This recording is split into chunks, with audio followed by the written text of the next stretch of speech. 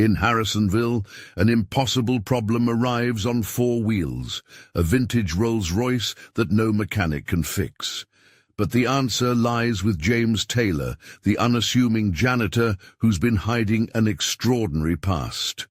When a billionaire stakes $50,000 on a repair no one thinks is possible, James must prove that true talent is often disguised in silence.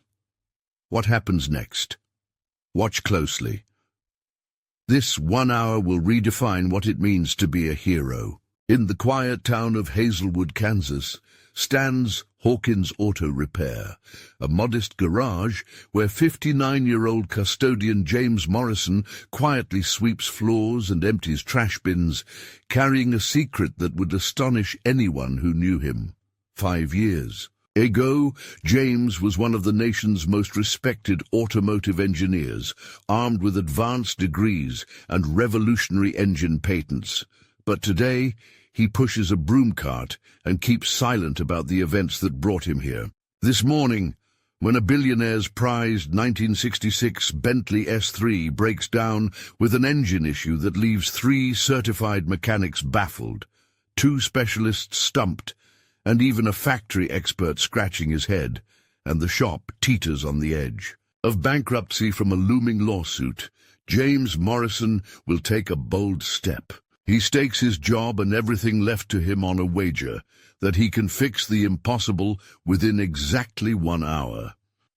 What happens next will prove that heroes don't always carry briefcases. Sometimes they carry mop buckets, and the most extraordinary. People often hide in plain sight, waiting for the moment to remind the world what true mastery looks like. Before we dive deeper, tell us where you're watching from. If this story resonates with you, make sure you subscribe, because tomorrow something truly special awaits. The first faint rays of dawn seeped through the grimy windows of Hawkins' garage as James Morrison slipped through the back door. His weathered hands gripped a jangling ring of keys softly in the quiet morning. The garage smelled of motor oil, metal shavings, and the lingering ghosts of yesterday's smoke from Old Earl's Corner, where tales of engines long past were told. James moved through the dimness, with the practiced ease of someone who'd tread these same floors for 5 years, his worn boots scuffing against concrete stained with decades of automotive fluids. He flipped on the overhead lights, fluorescent. Bulbs buzzed to life, casting a cold glow on the workspace that spoke of honest labor.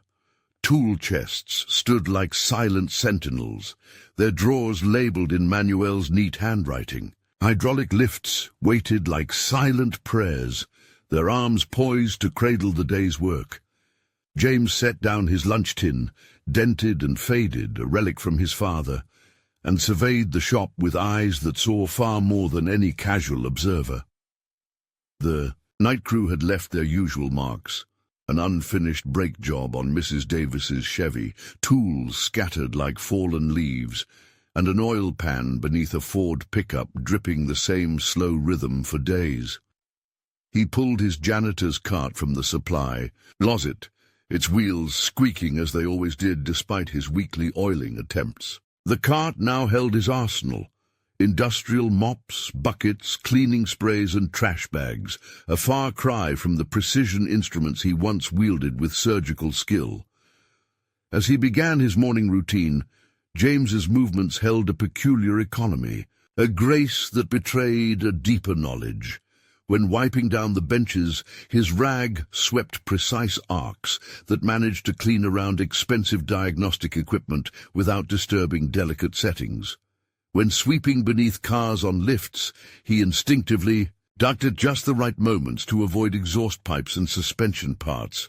Most tellingly, when emptying waste oil containers, he handled each with reverence, as if aware every drop represented both environmental duty and the lifeblood of internal combustion engines.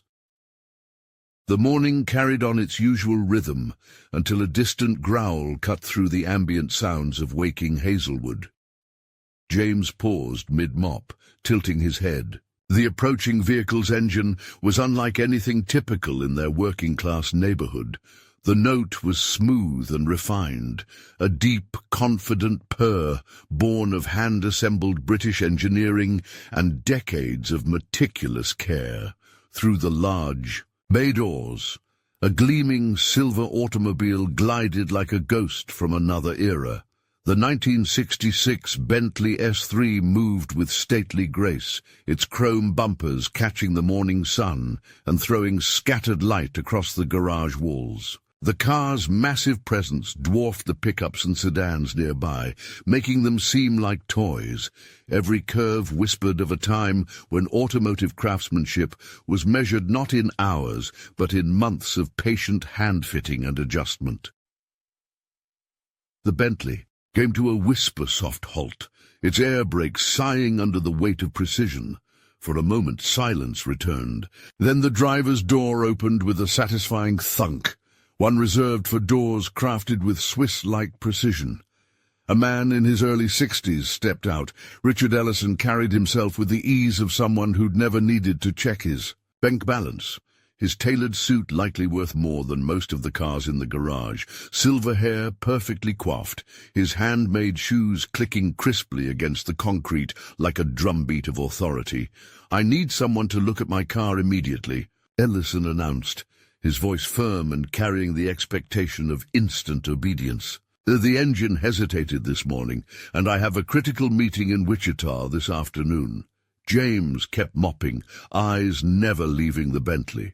Something about the car's stance, the subtle settling on its suspension, the barely perceptible tremor in its idle, spoke volumes beyond Ellison's words. This wasn't a simple hiccup.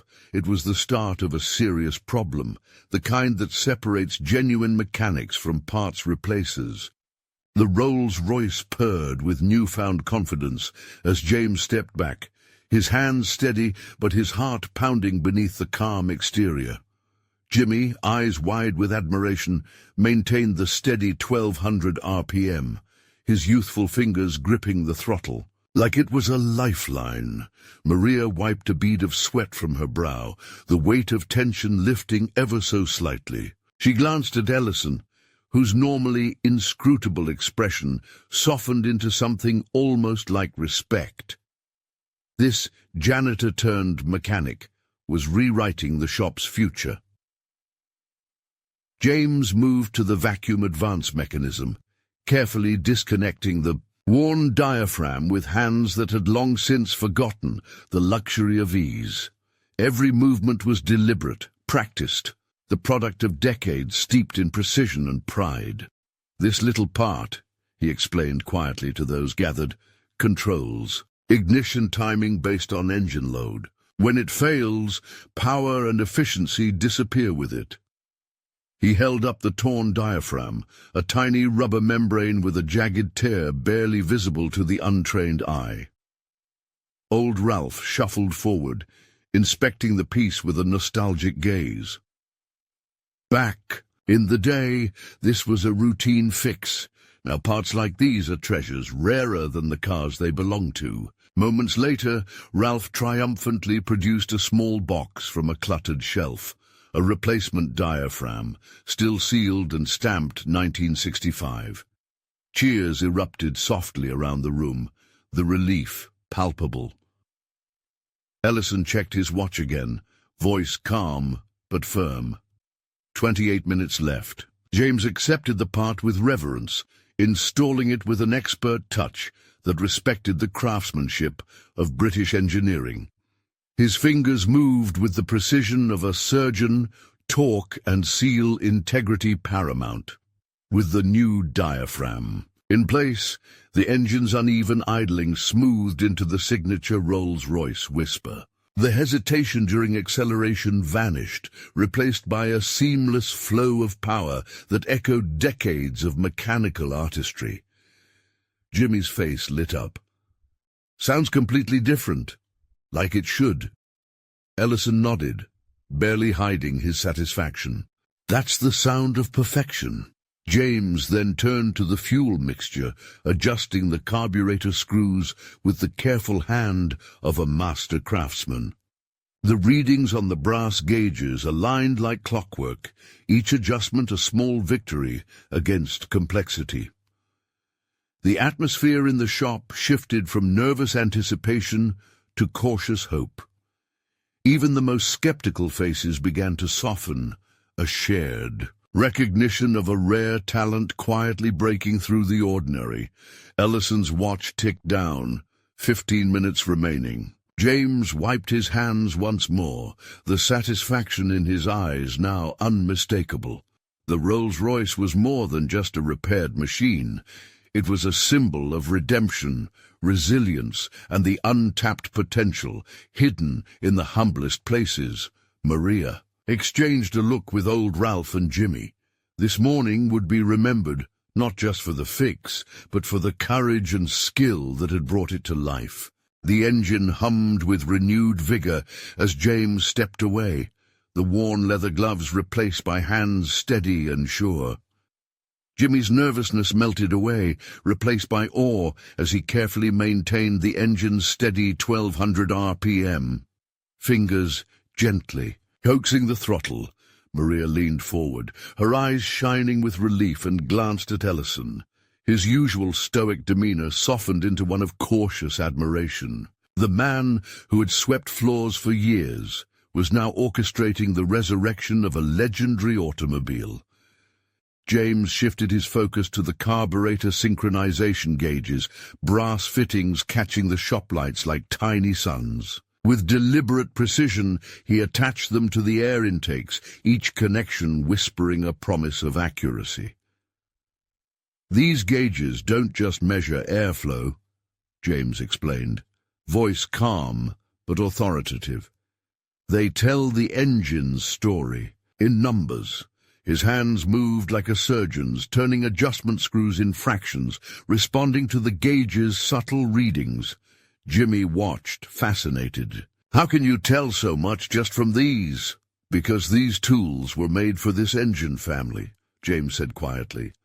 "Modern cars use computers, but back then, mechanical precision was everything." Ellison edged closer, intrigued, despite himself. The confidence James displayed was undeniable, born from years of experience and understanding. 35 minutes left," Ellison announced, voice steady but tinged with interest. With a final click, James declared the carburetors synchronized. The gauges settled in perfect harmony.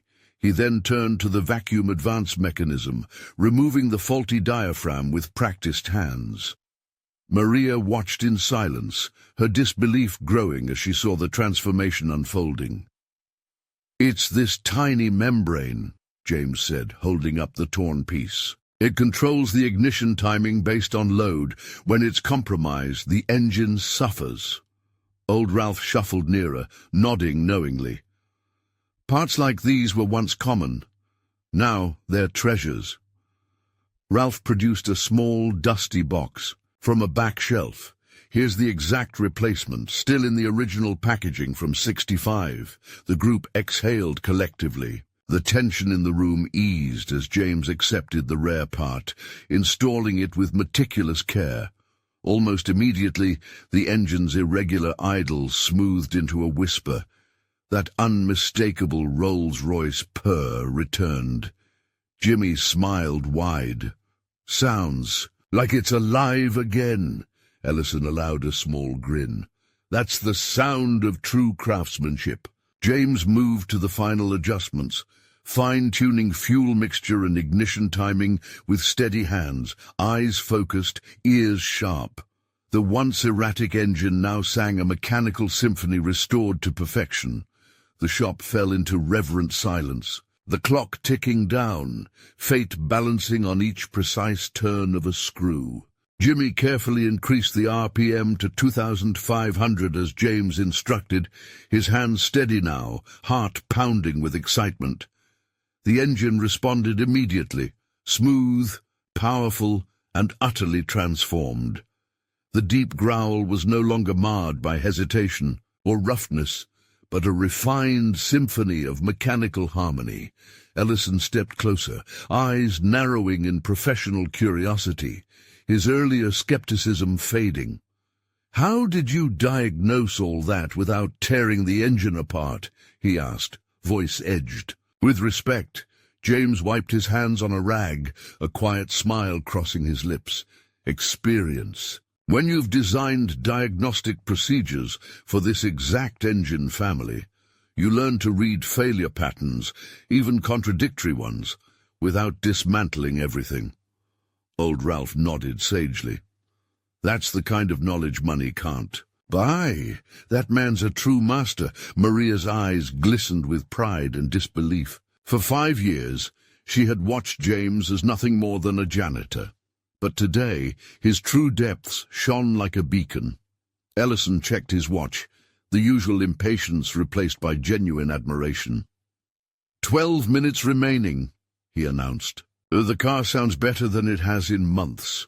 James climbed into the driver's seat, hands gripping the wheel with a familiarity that defied his current role. "We need to test it on the road," he said. "Real conditions will confirm if these adjustments hold." The Rolls-Royce rolled out of the shop bay with regal grace, its presence commanding even the modest industrial lot's attention. Jimmy followed, alongside, his face alight with awe. "Listen to that engine," Jimmy called to Ellison as the car completed a test circuit. "It sounds weak, but it's putting out serious power." Ellison nodded. "That's the refined delivery that separates true luxury from mere expense." Back in the bay, James guided the car in, expression calm but triumphant.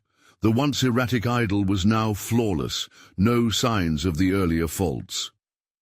"Temperature and oil pressure are optimal," James reported, switching off the ignition.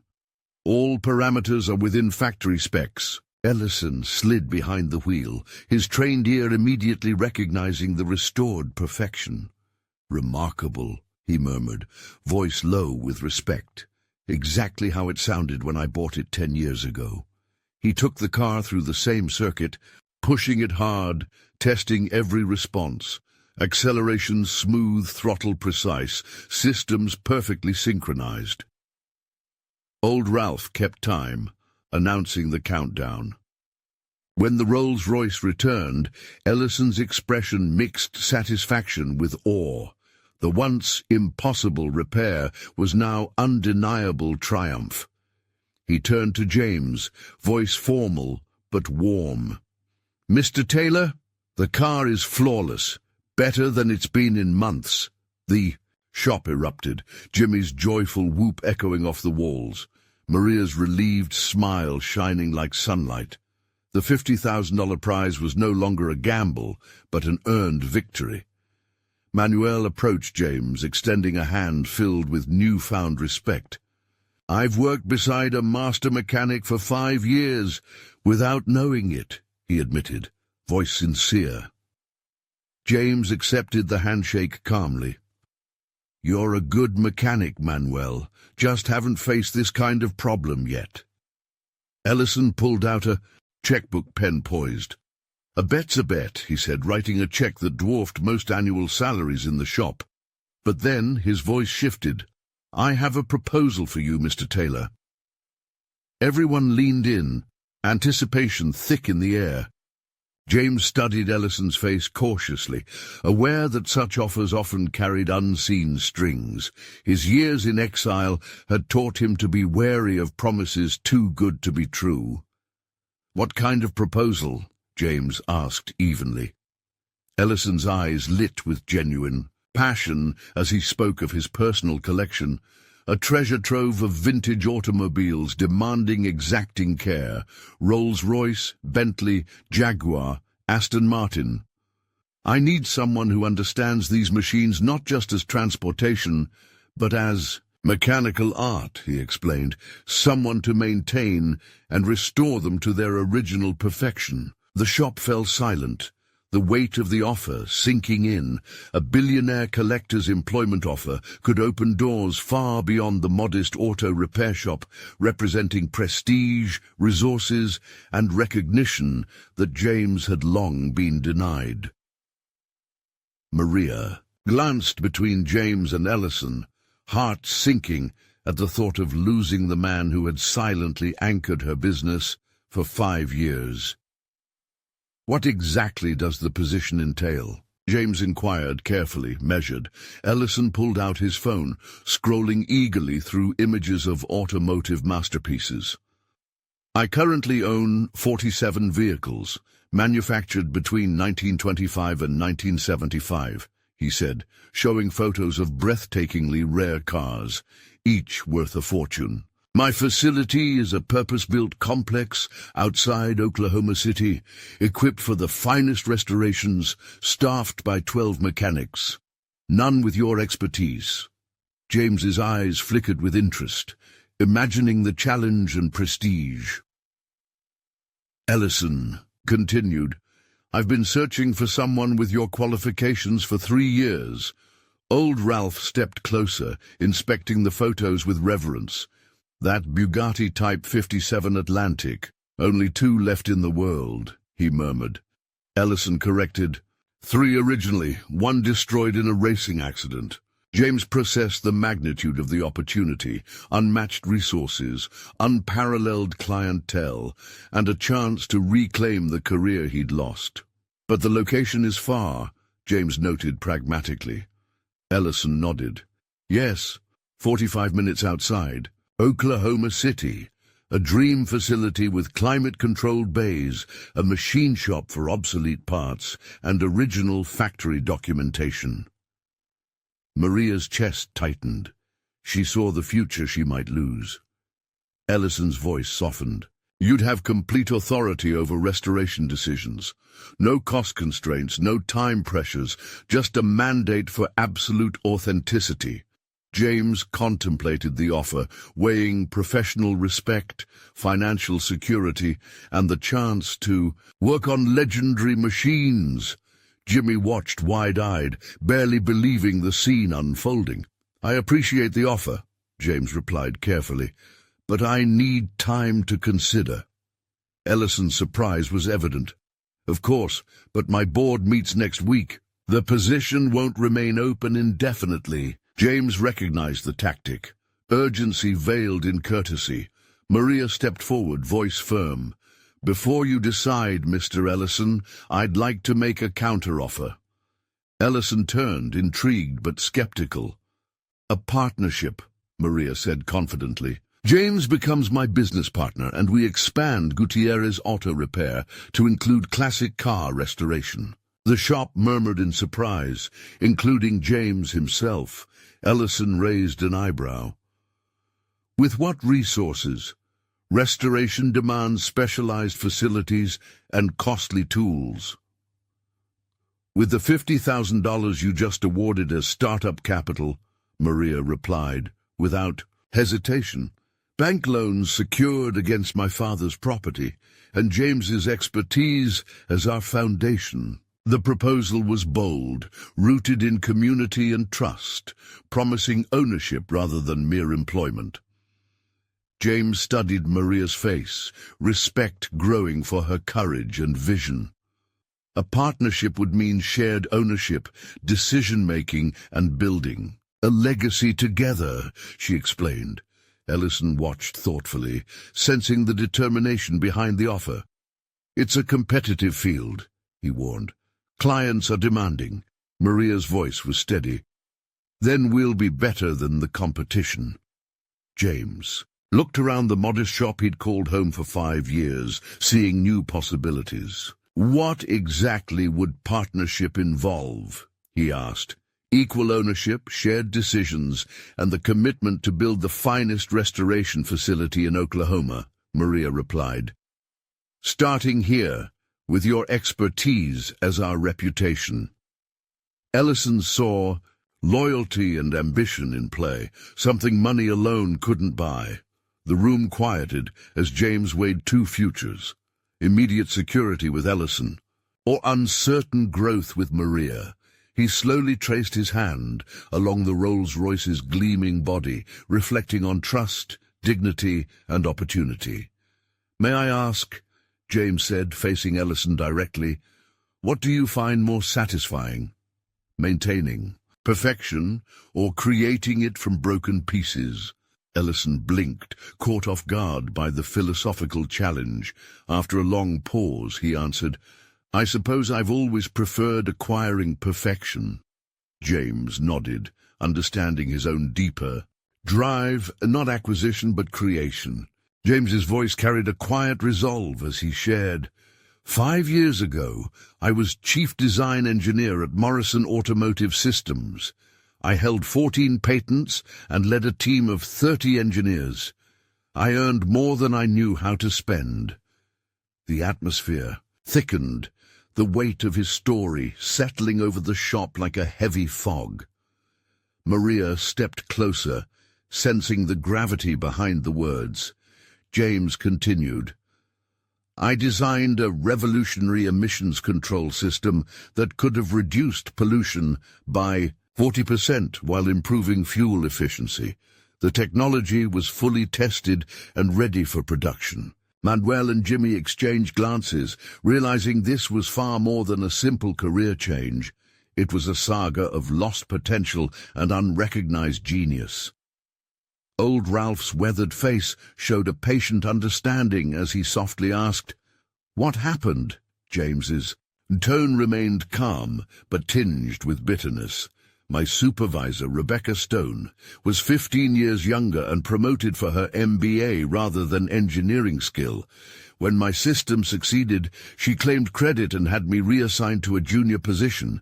The group felt the sting of injustice as Ellison's gaze sharpened, recognizing the destructive nature of corporate politics. I filed a discrimination complaint and took my case to the Equal Employment Opportunity Commission after internal processes failed," James explained. "The legal battle lasted 18 months. I lost everything, savings, reputation, and ultimately my career." Maria's anger simmered beneath her calm exterior. She understood why a man of James's caliber worked as her janitor, Jimmy's. Youthful indignation burst forth. "Did you win?" "Technically, yes," James said with a bitter smile. "The court ruled in my favor and awarded damages, but by then I was blacklisted. No one would hire someone who sued their employer, no matter how justified." The shop fell silent, the truth laying bare not just James's exile, but a systemic failure that crushed individual dreams. "So you came here," Maria said softly, empathy filling her voice. "I came because you gave me honest work when no one else would," James replied, gratitude evident after 5 long years. "You never asked about my past or treated me as less than human." Ellison cleared his throat, noting the powerful bonds forged beyond business.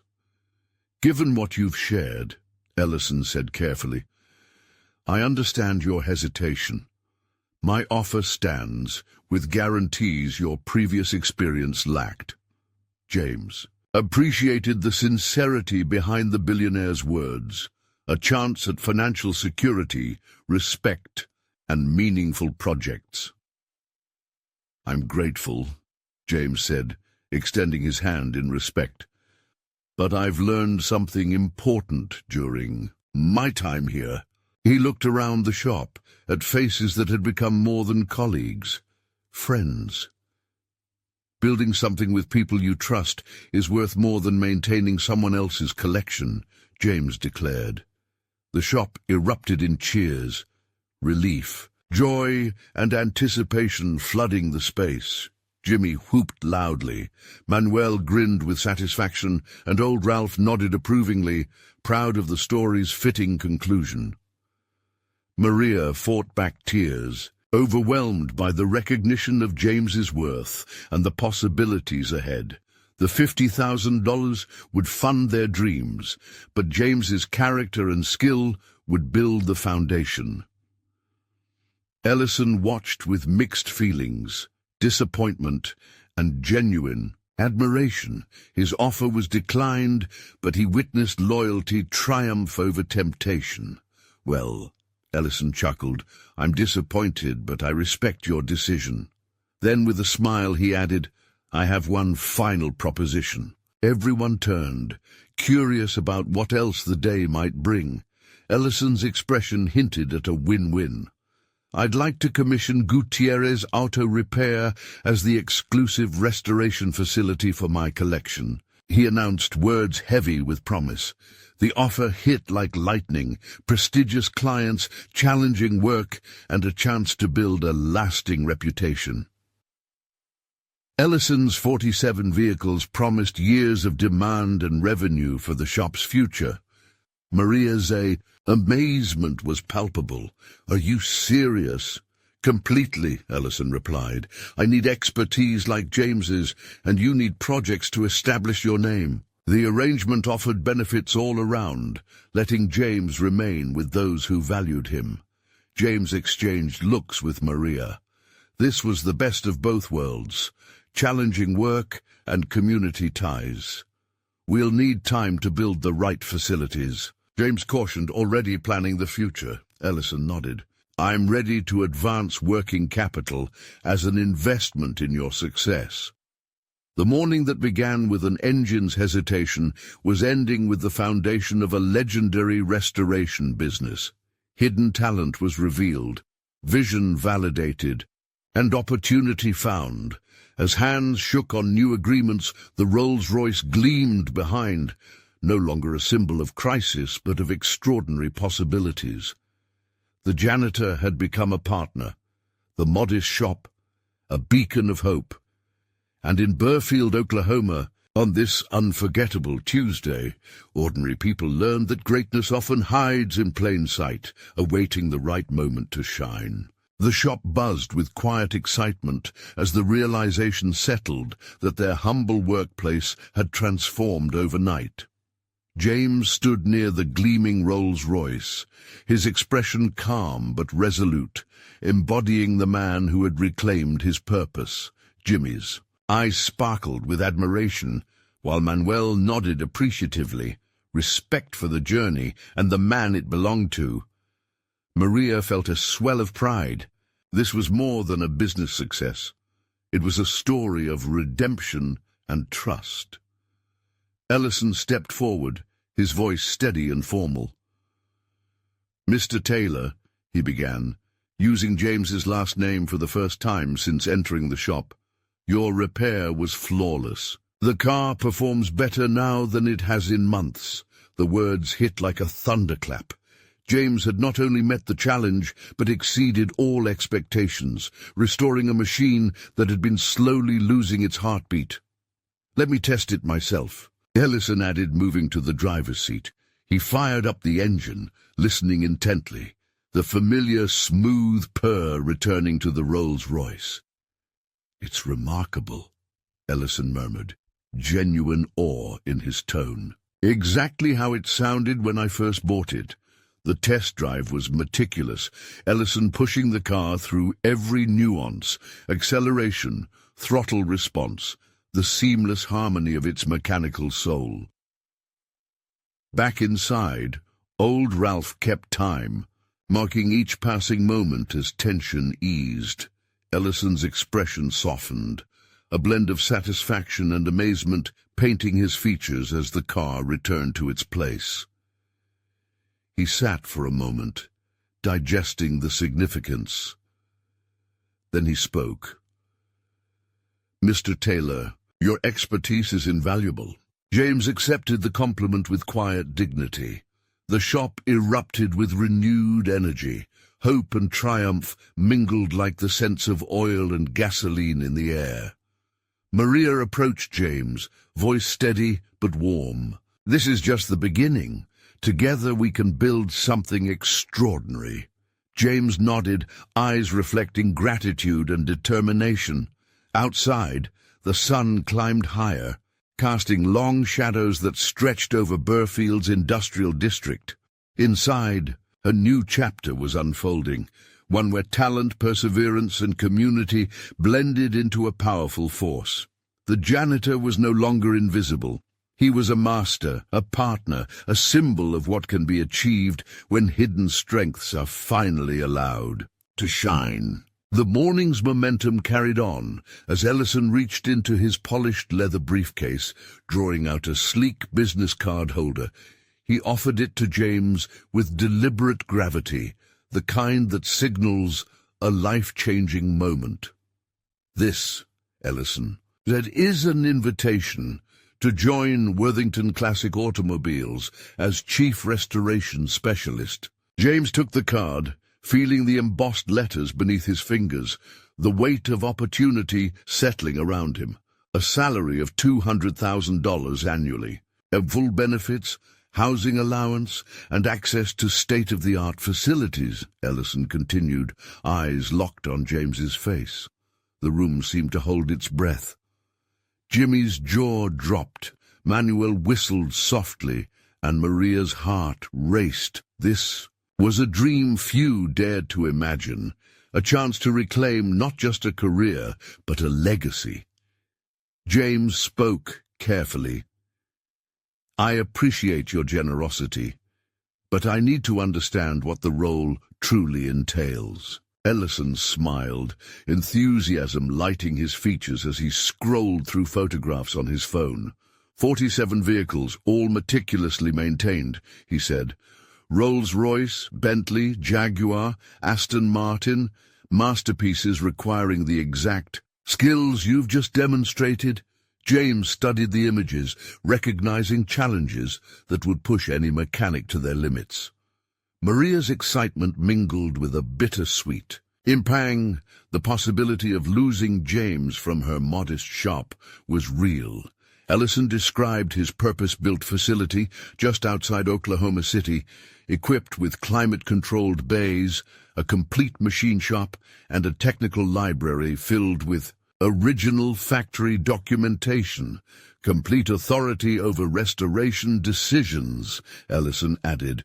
No cost constraints, no deadlines, just pure craftsmanship. James's mind raced, contemplating a future filled with resources and prestige. Jimmy and Manuel exchanged looks. This was more than a job offer. It was a once-in-a-lifetime chance. Yet Maria's voice cut through the awe. "James, this is incredible, but what about the shop here?" James responded thoughtfully. "I'll need time to consider all this." Ellison nodded, a subtle urgency in his voice. "I have a board meeting next week. The offer may not remain open indefinitely." James absorbed the pressure, recalling the corporate battles he had endured. Maria stepped forward, determination shining in her eyes. "Before James decides, I'd like to propose a counter-offer." Ellison raised an eyebrow, intrigued. "A partnership," Maria declared. "James becomes my business partner, and we expand Gutierrez Auto Repair to include classic car restoration." The room buzzed with surprise and excitement. Ellison inquired about resources. Maria smiled confidently. "The $50,000 you just awarded, plus bank loans secured against my father's property, and James's expertise." James felt the weight and promise of their combined vision. Ellison recognized the spark of entrepreneurial spirit. This wasn't just a business negotiation. It was a clash of ambitions and loyalties. Maria's proposal embodied community, legacy, and shared dreams. James considered both paths, the established luxury of Worthington Classic Automobiles or the grounded potential of a new venture with Maria. The future was uncertain, but the possibilities were limitless. Ellison's sharp eyes scanned Maria's proposal, his business instincts weighing every word. "Classic restoration is fiercely competitive," he cautioned. "Clients demand perfection, no compromises." Maria met his gaze steadily. "Then we'll be better than the rest. My father's legacy and James's expertise are a strong foundation." James looked around the workshop. Worn tools, familiar faces, decades of hard work embodied in every corner. "This place can grow," he said thoughtfully, "into a premier restoration facility built on our terms." Manuel and Jimmy exchanged excited glances, imagining working on legendary cars while remaining part of their trusted team. Old Ralph nodded approvingly, his weathered face reflecting pride and hope. Ellison mused, "Interesting. Loyalty, ambition, relationships, things money can't buy." A contemplative silence fell over the shop as James weighed his choices. Ellison's offer promised financial security and world-class resources. Maria's vision offered community and ownership. James traced his hand along the gleaming Rolls-Royce's flawless paint, absorbing the moment's gravity. Turning to Ellison, he asked, "In your experience, which is more satisfying, maintaining perfection or creating it from broken parts?" The question caught Ellison off guard, his confident facade faltering as he pondered. "I've always sought perfection," he admitted. "Perhaps that's why I need someone like you." James nodded, sensing something deeper. "5 years ago," he began, voice steady but tinged with quiet pain, "I was chief design engineer at Morrison Automotive Systems." He recounted managing 30 engineers, holding 14 patents, and earning beyond measure. The shop hung on his every word, anticipation thick in the air. Maria stepped closer, sensing a story that transcended mechanics. James described developing a revolutionary emissions control system, ready to transform the industry. Manuel and Jimmy exchanged glances, realizing the magnitude of his achievements. Old Ralph's eyes softened with understanding. "What happened?" he asked gently. James's tone became neutral, yet heavy with injustice. "My supervisor, Rebecca Stone, claimed credit for my innovation and had me demoted." He explained the legal battles that followed, draining his finances, reputation, and ultimately his career. The weight of corporate politics settled like a shadow over the room. Maria's anger simmered beneath her calm exterior, comprehending why someone so talented was hidden behind a janitor's uniform. Jimmy's youthful voice broke the silence. "Did you win the case?" James smiled bitterly. "Technically, yes, but by then I was blacklisted. No one would hire me." The shop absorbed the gravity of exile and resilience. James looked at Maria with gratitude. "You gave me work when no one else would. No questions, no judgment." Ellison cleared his throat, acknowledging the powerful loyalty present. "This partnership embodies more than business," he said softly. "It's about respect and trust." James glanced around. Friends, mentors, and the woman who gave him dignity. "I've learned building with people you trust means more than maintaining someone else's collection." The shop erupted in celebration, relief, joy, and anticipation blending into a new beginning. Jimmy cheered loudly, Manuel grinned with satisfaction, and old Ralph nodded approvingly. Maria felt tears welling. This was more than a win. It was a reclamation of identity. Ellison's expression mixed disappointment and admiration, a lesson in loyalty triumphing over wealth. He smiled ruefully. "I'm disappointed, but I respect your choice. However, one final proposition remains. Everyone turned, curiosity piqued by this unexpected twist. Ellison's tone shifted, carrying the weight of a game-changing offer. "I want to commission Gutierrez Auto Repair as the exclusive restoration facility for my collection." The words landed like thunder in the modest shop, igniting excitement and disbelief. His 47 rare vehicles would provide steady, prestigious work, securing their reputation in the classic car world. Maria's voice caught with amazement. "Are you serious?" "Completely," Ellison replied. "I need expertise like James's, and you need high-profile projects to grow your name."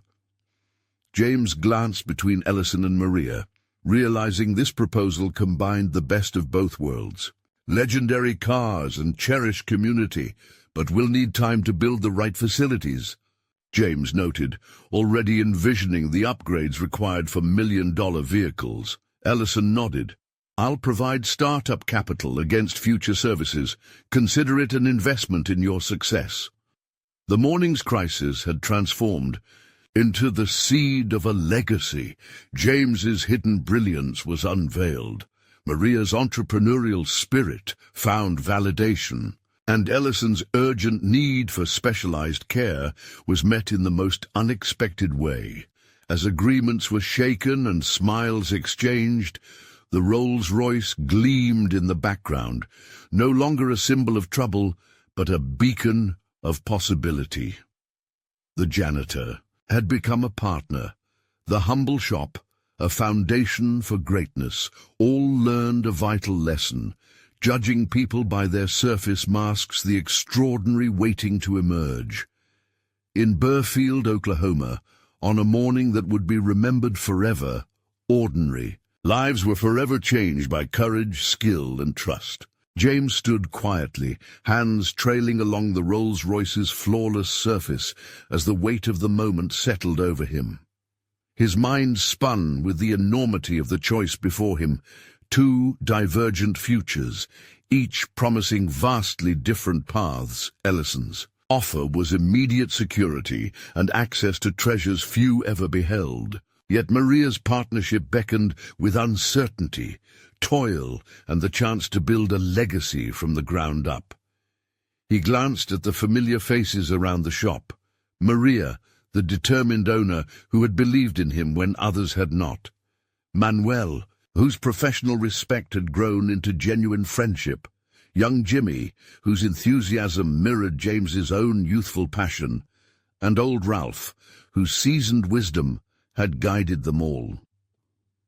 Turning to Ellison, James asked with quiet resolve, "May I ask you something?" Ellison's posture straightened, curiosity flickering in his eyes. Of course, James's voice was steady as he posed a question that cut deeper than business. In your experience, what's more satisfying, maintaining perfection or creating it from something broken? The billionaire was momentarily disarmed, caught off guard by the unexpected philosophical challenge. He considered it thoughtfully, drawing on his own journey with restoration projects. That's an intriguing way to look at it, Ellison admitted slowly. I suppose I've always been more drawn to acquiring perfection than crafting it. James nodded, the understanding settling like a quiet fire within him. 5 years ago, he began, his tone steady yet filled with a touch of old pain. I was the chief design engineer at Morrison Automotive Systems. I held 14 patents, led a team of 30 engineers, and earned more money than I knew what to do with. The air grew heavy as the shop fell into reverent silence. James's carefully guarded past was unraveling, piece by piece. Maria stepped closer, her eyes softening with empathy as she sensed the story behind his exile. I designed a revolutionary emissions control system, James continued, voice weighted with both pride and sorrow, one that could have reduced automotive pollution by 40% while improving fuel efficiency. His words hung in the air, mixing professional achievement with the sting of what was lost. Manuel and Jimmy exchanged glances, beginning to grasp that this story ran far deeper than a mere career shift. The technical triumphs James described were the stuff of legends, innovations that might have propelled him to global renown. Old Ralph's weathered face displayed patient understanding as he gently inquired, "What happened?" James's voice steadied, narrating the injustice. My supervisor, Rebecca Stone, was 15 years younger and promoted for her MBA rather than her engineering skill. When my system tested successfully, she claimed credit and had me demoted. The revelation struck like a physical blow to all listening. Ellison's expression darkened, recognizing the ruthless corporate politics at play. "I filed a discrimination complaint," James said, the bitterness briefly surfacing, then took it to the Equal Employment Opportunity Commission when internal channels failed. The battle lasted 18 months, costing me everything, my savings, reputation, and career. Maria's chest tightened with anger, understanding why someone of James's caliber had been reduced to janitorial work. Jimmy's voice broke the silence with disbelief. "Did you win?" "Technically, yes," James replied, a bitter smile flickering. "The court ruled in my favor and awarded damages, but by then I'd been blacklisted industry-wide. No one would hire an engineer who sued their employer." The weight of his story pressed down on the shop like relentless rain, explaining not only James's presence in Burfield, but his willingness to accept a humble role far beneath his true worth. Maria whispered softly, "So you came here because—" "Yeah. Because you offered me honest work when no one else would," James answered, gratitude etched into his voice. "You never asked about my past, never demanded explanations. You treated me like a human being deserving of dignity." Ellison cleared his throat, a businessman recognizing that the day's negotiations had transcended mere commerce. "The loyalty and respect here can't be bought," Ellison acknowledged. "Mr. Taylor, my offer remains, with guarantees your previous experience wouldn't have." James nodded, appreciating the sincerity and scope of what was offered: financial security, professional respect, and projects worthy of his expertise. "I'm grateful," James said, extending his hand with quiet dignity, "but I've learned something vital here." He looked around at the faces now more than colleagues, friends and family forged in adversity. "I've learned that building something with people you trust is more rewarding than maintaining someone else's legacy." The shop erupted in celebration, a mixture of relief, joy, and hopeful anticipation. Jimmy's jubilant shout echoed, Manuel smiled with deep satisfaction, and old Ralph nodded approvingly. Maria's eyes welled with tears, realizing that the impulsive partnership offer had been accepted by a man whose true value she was only just beginning to understand. From her office, Maria Gutierrez emerged, wiping grease from her hands on a rag, trying to mask her surprise at seeing such a rare and expensive automobile inside her humble garage.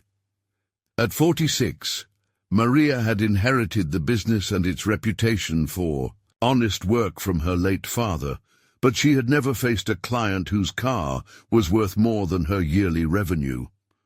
"Good morning, sir," she greeted, extending a hand dusted slightly with oil, which Ellison deliberately ignored. "I'm Maria Gutierrez, the owner. What seems to be the problem with your vehicle?" "The problem," Ellison snapped with thinly veiled impatience, "is that I don't have time for problems. This car has been maintained by specialists at authorized dealerships its entire life. It shouldn't be acting up. Yet, this morning, it started hesitating when accelerating, and now there's a strange noise coming from the engine bay. As if, summoned by the conversation, Carlos Martinez appeared from beneath a beaten Honda Accord, his coveralls smeared with the honest grime of hard work. At 39, Carlos was the shop's lead mechanic, certified in several specialties and known for diagnosing issues that left other shops stumped. He approached the Bentley with the confidence of someone who'd never met an engine he couldn't understand. "Let me hear it," Carlos said, already reaching for the hood latch. "These old British cars have their quirks," he murmured, as the massive hood lifted with hydraulic ease, revealing an engine bay that resembled a piece of industrial art more than machinery. Every part gleamed with jewelry-like perfection, from polished valve covers to the chrome-plated air cleaner assembly. The engine itself was a marvel of mid-1960s engineering, a 6.2-liter V8 hand-assembled by craftsmen who took pride in every bolt. Carlos leaned close, listening to its idle with the practiced ear of someone who had diagnosed thousands of engines. But after several minutes, uncertainty crept across his confident face. The rhythm was off, subtle, but defying simple diagnosis. "Jimmy!" Carlos called to the young apprentice who had just started his shift. "Grab the scan tool. Let's see what the diagnostics say." Jimmy Bennett, barely 20 and eager to prove himself, rolled over the shop's most advanced diagnostic computer.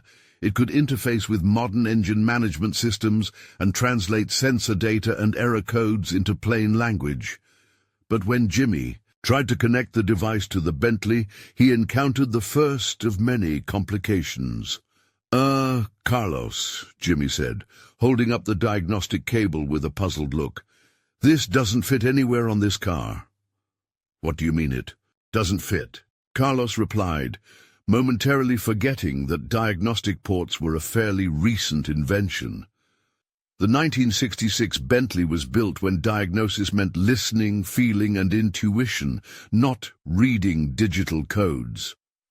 Old Earl appeared beside the car as if summoned. By the moment, at 73, Earl had been fixing cars since before electronic ignition was invented. His weathered hands held the wisdom of 5 decades, coaxing life from mechanical beasts. "Boys," Earl said patiently, "this here's a 66. Ain't no computer in this beast to talk to your fancy machine. It's all mechanical. Timing. Chains, carburetors, points that gotta be set by hand." Ellison's impatience grew palpable. He checked his gold Rolex, which probably cost more than the diagnostic rig, and cleared his throat meaningfully. "Gentlemen, I don't care how you diagnose it. I need this car running perfectly within the hour, or I'll have it towed to a place that actually knows how to handle luxury automobiles." The threat hung heavy like exhaust fumes. Everyone in the garage understood the stakes. Losing a client, like Ellison, wouldn't just mean lost revenue. It could damage their reputation in a small town where news traveled fast and forgiveness was rare. James continued his steady cleaning, inching closer to the Bentley as he mopped the floor around. The work area. His trained ear caught nuances the others missed. The hesitation wasn't random. It followed a pattern, suggesting a specific mechanical failure James had encountered twice in his former career, both times on British engines of this era.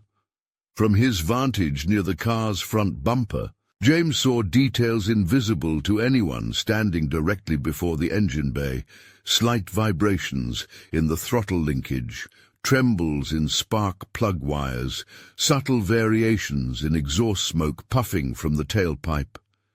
These clues painted a clear picture for anyone with the knowledge to read them, but James said nothing. He kept mopping, invisible in his janitor's uniform, while the mechanics launched their systematic investigation of a problem about to challenge everything they thought they knew. Ellison watched the celebration with a mixed expression, a touch of disappointment but genuine admiration. His offer had been declined, yet he recognized something far more valuable than a simple business victory had just occurred. "Well," Ellison said with a wry smile, "I can't say I'm not disappointed, but I respect your decision. However, I do have one last proposition." The shop fell silent again, all eyes turning toward the billionaire, curiosity piqued by this unexpected twist. "This offer," Ellison continued, "could benefit all of us." His voice carried the weight of finality and promise. "I'd like to commission Gutierrez Auto Repair as the exclusive restoration facility for my entire collection." The announcement landed like a thunderclap. A prestigious opportunity that could elevate the humble shop into a legendary institution within the classic car community. Ellison's collection of 47 vehicles would provide years of demanding and rewarding work, generating the revenue necessary to build the dream facility Maria had envisioned. "Are you serious?" Maria asked, awe coloring her voice. Absolutely, Ellison replied. I need expertise like James's, and you need high-profile projects to establish your reputation. This partnership benefits everyone and allows Mr. Taylor to stay where he's valued. James looked between Ellison and Maria, the offer combining the best of both worlds, challenging, meaningful work on historic machines, alongside the support and independence he had come to cherish. We'd need time to build the right facilities, James said thoughtfully, his engineering mind already calculating the scale of the project. Agreed, Ellison said. My facility is about 45 minutes from Oklahoma City, fully equipped with climate-controlled bays, machine shops, and comprehensive technical archives. Maria winced slightly, the resources described highlighting what her modest shop lacked, yet the opportunity shimmered like a beacon. You'd have complete authority over restorations, Ellison explained. No time pressures, no budget limits, just the mandate to preserve authenticity to the highest standard. The offer embodied everything James had once had and lost: respect, resources, and the chance to apply his skills on a grand scale. Jimmy and Manuel exchanged excited glances, recognizing the extraordinary potential to grow both professionally and personally. James responded slowly, placing Ellison's business card on Manuel's workbench with deliberate care. I appreciate the offer, but I need time to consider it carefully. Ellison's surprise was evident. Such offers typically expected immediate acceptance. Still, the billionaire understood the gravity of the decision. I do have a board meeting next week where I'll request approval for this position. The opportunity may not remain open indefinitely. James recognized the pressure tactic, nodding thoughtfully but not yielding. Maria stepped forward, her tone firm and resolute. Before James decides, I'd like to make a counteroffer. Ellison's eyebrow arched in polite skepticism. Curious to hear what a small-town shop could propose. A partnership, Maria declared with confidence. James becomes my business partner, and we expand Gutierrez Auto Repair to include classic car restoration services. The shop collectively absorbed the surprise. Maria had never before suggested partnership, but the morning's revelations had changed everything. By what means?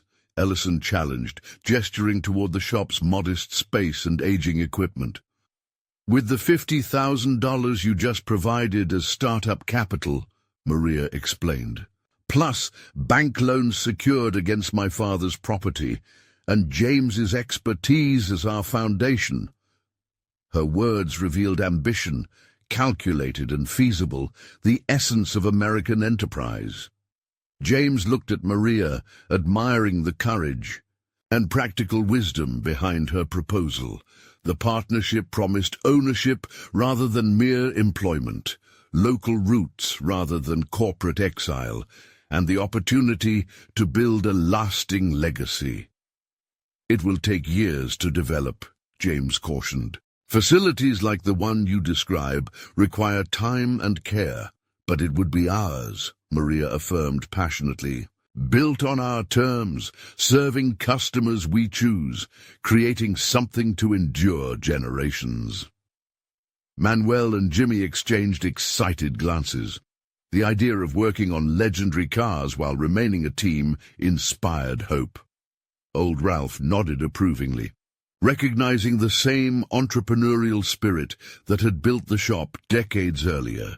Ellison mused aloud, acknowledging the challenge. Classic restoration is fiercely competitive, with demanding clients. Maria's reply was steady. Then we'll have to be better than the competition. James looked around at the shop he had come to call home, seeing potential in every corner. What would this partnership involve? He asked Maria clearly, loud enough for all to hear. Equal ownership, shared decisions, and the commitment to build Oklahoma's finest restoration facility, Maria declared. starting with this shop as a foundation and your expertise as our reputation." Ellison watched, realizing this was more than a deal. It was a complex negotiation of loyalty, ambition, and human connection money couldn't buy. The room fell silent as James weighed the two futures, immediate security versus building a dream. He slowly circled the Rolls-Royce, hand tracing its pristine finish, mind contemplating the far-reaching implications. The car that had sparked the morning's crisis now stood as silent witness to his talents and the trust bestowed by those who believed in him. Turning to Ellison, James posed a final question. "In your experience," he said, "what brings greater satisfaction, maintaining perfection or creating it from broken pieces?" Ellison considered, his confident businessman's facade softening. "I've always been more attracted to acquiring perfection," he admitted. James understood then. Ellison's passion was ownership, while his own was craftsmanship. 5 years ago, James began, he had been a chief design engineer, innovating technologies to change the world. But corporate politics and injustice had forced him into exile. Now, surrounded by friends and new opportunities, he found hope again. The shop erupted in joy, celebration of resilience, respect, and renewal. The janitor had become a partner, the modest shop a foundation for greatness. In Burfield, Oklahoma, on a Tuesday morning no one would forget, ordinary people discovered extraordinary potential hiding in plain sight, waiting for the right moment to transform everything. The Rolls-Royce's irregular idyll continued as Carlos circled the car like a predator studying elusive prey. He was known for quick fixes, but this magnificent machine revealed limits to his modern training. "Earl?" Carlos asked with frustration, greasing his brow. "Have you ever worked on one of these?" The old man scratched his grizzled chin, eyes distant, memories tracing back decades. The morning sun slanted through the dusty windows, casting long lines across Earl's weathered face. "Once, maybe twice," Earl admitted. "But that was 30 years ago, and neither time did I have to fix anything this complex. These British engines, they're different.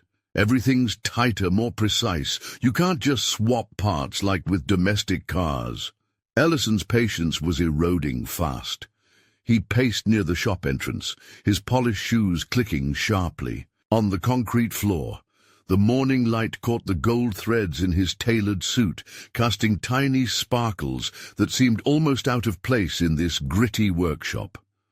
"Look," Ellison said, pulling out his phone to check the time again. "I understand this might be outside your usual expertise, but I really have an important meeting in Oklahoma City this afternoon. If you can't handle this, just say so, and I'll call for a tow truck."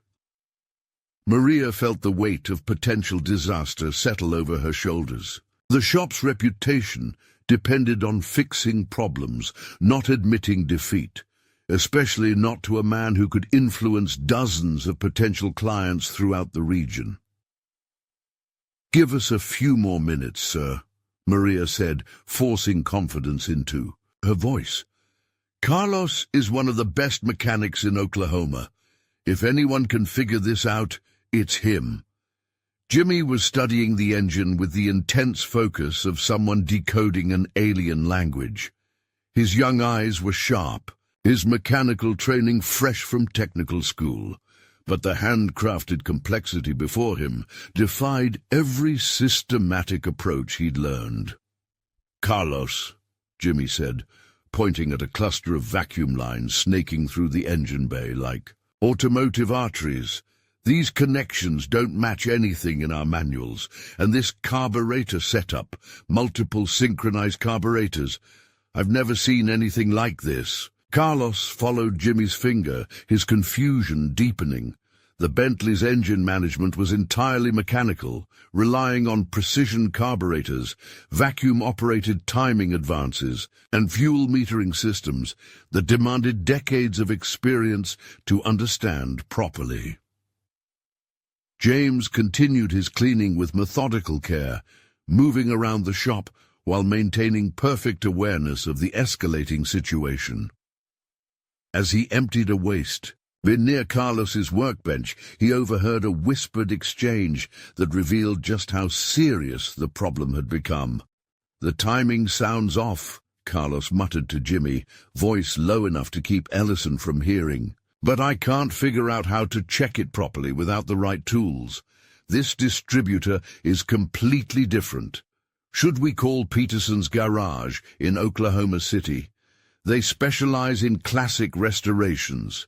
We could admit defeat." Carlos's pride was wounded.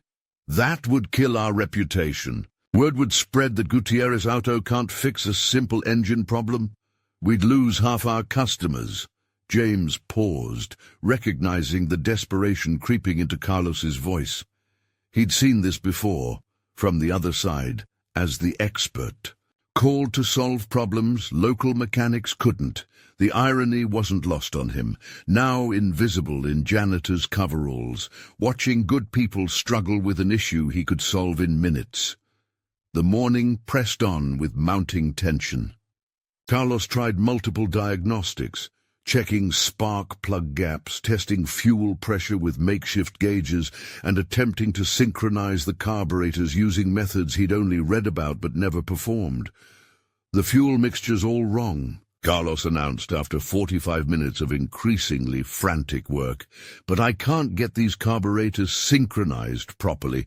Too many interacting variables." Ellison's composure cracked.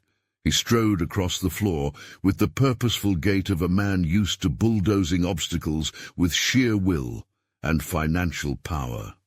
"This is ridiculous," he declared, voice heavy with authority that probably ended many debates. "I'm calling my insurance to arrange transport to a dealership that actually knows what they're doing." His words hit the shop like a punch to the gut. Maria felt her father's legacy slipping away with each syllable, while Carlos's confidence crumbled beneath the weight of public failure. Even Jimmy looked defeated, enthusiasm dulled by the harsh reality that some problems were simply beyond their reach. Old Earl stepped forward, raising his weathered hands in a gesture meant to calm. "Hold on a minute," Earl said, voice steady like a man who'd weathered countless crises. "Nobody's calling this shop incompetent while I'm here. We've just got ourselves a learning situation." Ellison's eyebrows rose in disbelief. "I'm not paying for your education at my expense." The confrontation threatened to become the kind of scene that would echo through Burfield's history, a tale of failure in the face of luxury. James made a decision that surprised even himself. He set down his mop and walked straight toward the group clustered around the Bentley, his work boots tapping softly on the concrete, every eye turned toward him with surprise and confusion. "Excuse me," James said quietly, voice carrying an unfamiliar authority that made everyone pause. "I couldn't help but overhear the discussion about timing issues." Carlos turned toward James, expression as if the shop's furniture had suddenly started offering mechanical advice. "James, what are you talking about?" Maria asked, her confusion clear as she tilted her head, trying to reconcile the quiet janitor with someone bold enough to interrupt a crisis. "I think I can help," James continued, eyes moving between the engine bay and the faces staring at him. "I've worked on this exact engine setup before." The statement hung in the air like smoke from an expensive cigar, impossible to ignore yet hard to believe. Ellison studied James with the calculating gaze of a man re-evaluating an unexpected turn of events. "You're the janitor," Ellison noted, his tone implying that fact disqualified James from mechanical insight. "I am," James agreed calmly. "But before that I was something else." Old Earl's eyes narrowed as he studied James anew. In 5 years working together, Earl had noticed odd things about their janitor. How he instinctively ducked under low exhaust pipes, identified engine problems just by sound, and cleaned around delicate equipment with surgical precision. What else? Earl asked, voice weighted with curiosity and respect. James hesitated, knowing his next words would shatter his carefully guarded anonymity. He'd spent 5 years hiding from a professional past that ended in disappointment and discrimination. But watching good people struggle with a problem he could fix tested the limits of his self-imposed exile. "I designed engines," James said simply, "including specifications for restoring classic British automotive systems." The revelation struck the group like lightning on a dry tree. Carlos's mouth opened, trying to process the news. Jimmy's young face lit with amazement, as if discovering his quiet neighbor was actually a legendary figure. Ellison's skepticism softened into cautious intrigue. His businessman's mind saw the value in this unexpected revelation. "Engines, huh?" Ellison repeated thoughtfully, voice carefully neutral. "What kind?" "The kind that demand precise timing, synchronized carburation, and an understanding of how British engineering differs from American mass production," James replied, his words quiet but confident. Maria looked between James and the Bentley, as if seeing both anew. The janitor she'd known for 5 years was revealing depths she never suspected, while the impossible repair suddenly seemed less daunting. "If you really know these engines," Carlos said slowly, pride warring with necessity, "maybe you can guide us." James stepped closer to the engine bay, movements shifting as years of dormant expertise surfaced. He didn't touch anything yet, but his eyes scanned the intricate machinery, reading its story with an efficiency that escaped less experienced. "Mechanics. The problem isn't just timing," James said after a careful pause. "It's carburetor synchronization, a fuel mixture imbalance, and a partially blocked vacuum advance mechanism. What you're hearing is these 3 problems tangled together." The shop fell silent. Even Ellison stepped closer, his business-honed mind recognizing real expertise in the hush that followed. He studied James with the penetrating gaze of a man used to separating truth from bluff. His fingers drummed a calculated rhythm on his thigh as internal calculations raced. "You speak with confidence for someone who cleans floors," Ellison remarked. His tone was neither dismissive nor fully accepting, but carefully measured. "Tell me something specific about this engine that proves you're not just parroting overheard talk." James moved closer to the engine bay, his weathered hands hovering inches above the mechanical landscape. His eyes traced pathways through the maze like a reader savoring a familiar book. "The vacuum advance diaphragm on your distributor has a partial tear," he said, pointing to a small cylindrical component nestled deep inside. "You can hear it in how the engine hesitates under acceleration. It's not getting proper timing advance when loaded. The carburetors are out of sync because someone tried to compensate by enriching the rear carburetor's fuel mixture. That's why you're seeing black smoke from the exhaust on rev." Carlos's eyes widened as he followed James's explanation, recognizing the symptoms but never connecting them before. The rear exhaust pipe had indeed produced darker smoke, and the hesitation matched perfectly. Jimmy pulled out his phone, searching for images of vacuum advanced diaphragms. His young face, a portrait of eager concentration.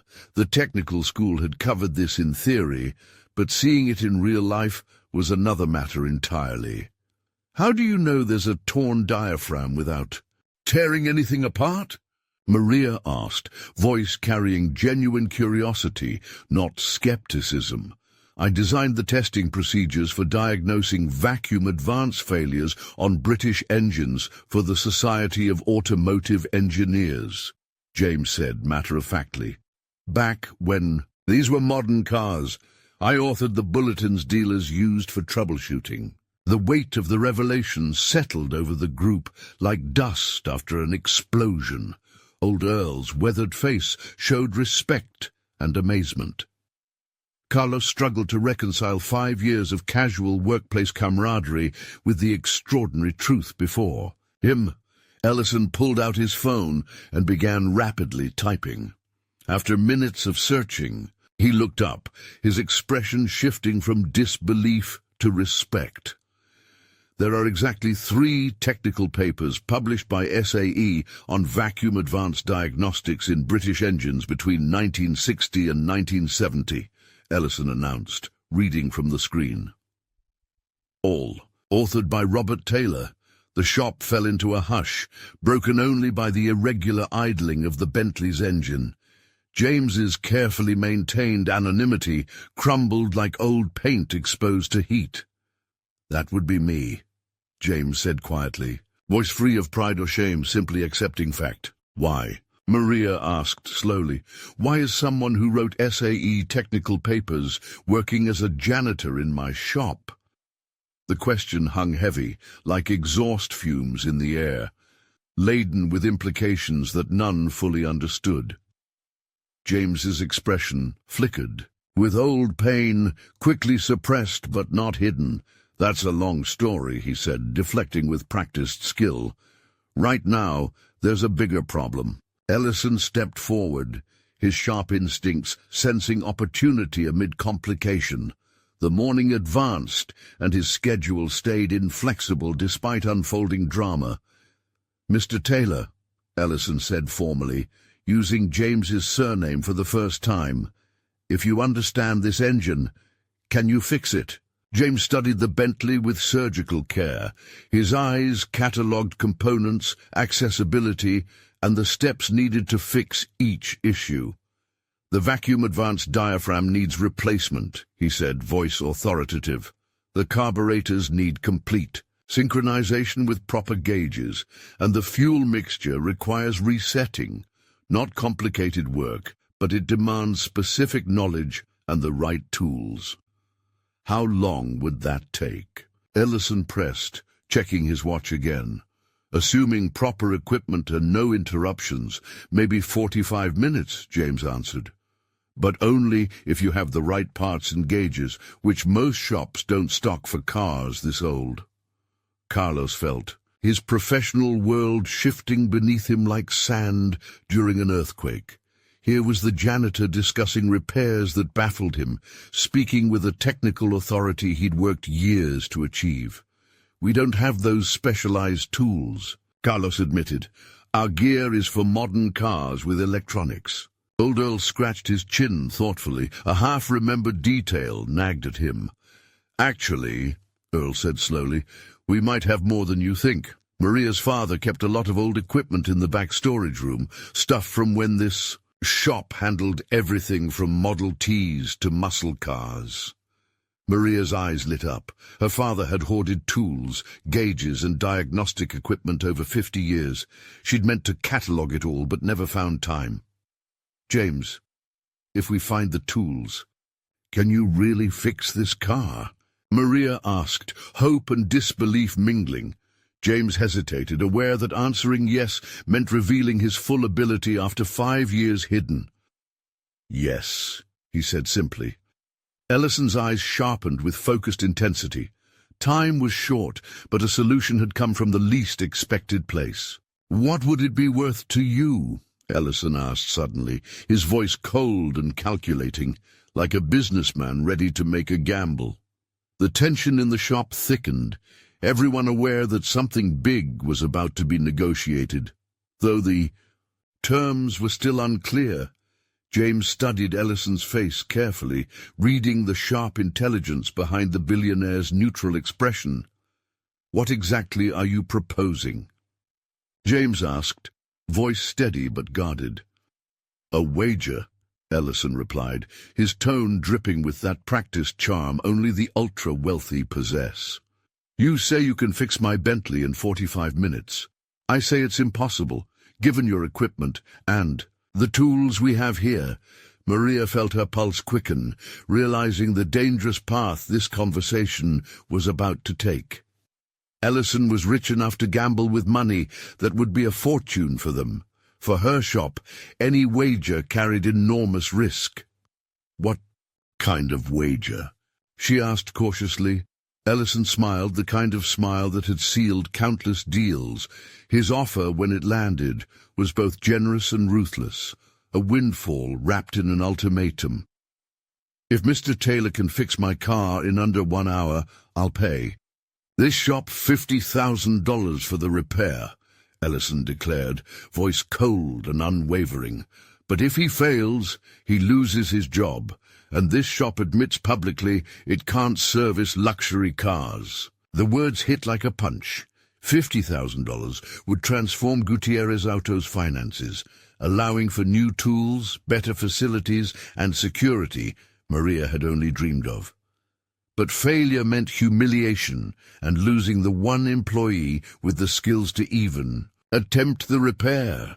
Carlos's face twisted with conflicting emotions, professional pride battling the harsh reality of limits exposed and hope for a miracle. Jimmy's eyes widened, caught between disbelief and excitement at witnessing such high stakes. That's not fair, Maria protested. James is my employee. His job shouldn't be a wager. Actually, James interrupted softly, cutting through the tension, his voice calm but firm. It is. Everyone turned, surprised and alarmed. James's acceptance of the terms showed either supreme confidence or resignation. You can't. Be serious, Carlos said incredulously. James, you have a job here whenever you want it. There's no need to risk it for some billionaire's bet. James looked around the shop. The familiar benches, the honest faces of co-workers who treated him with respect, and Maria, who gave him a chance when no one else would. Sometimes, he said slowly, hiding becomes harder than facing the truth. I accept your terms, Mr. Ellison. The decision was final, like a door closing with purpose.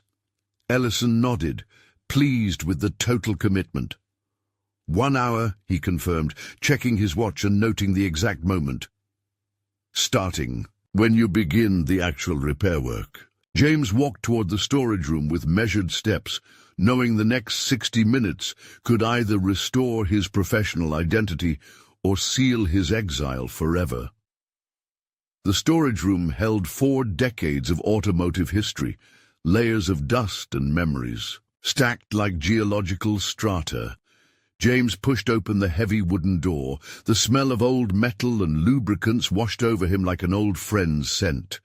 Fluorescent lights flickered on, revealing shelves lined with tools marking the evolution of automotive repair, from simple mechanical systems to complex electronics.